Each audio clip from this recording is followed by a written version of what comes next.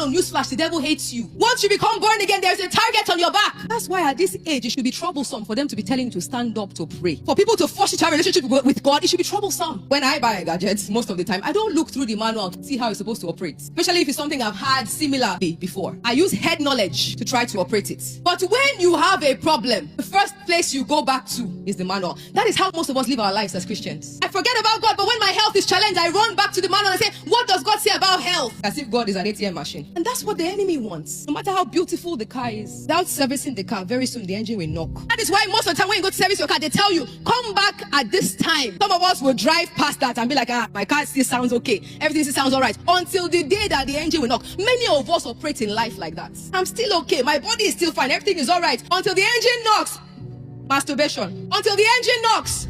Pornography. And then we run back to God. And I just look like God in heaven because he's God or because of God's mercy. He will still give us what we want. And then with our coconut head, we'll still do the same thing again. Until the engine knocks again. Psalm 91 and verse 1. He that dwells in the secret place of the Most High shall abide under the shadow of Almighty. And it struck me. God said, not he that visits the secret place of the Most High. He that dwells. Problem is that most of us get connected, but we don't sustain the connection.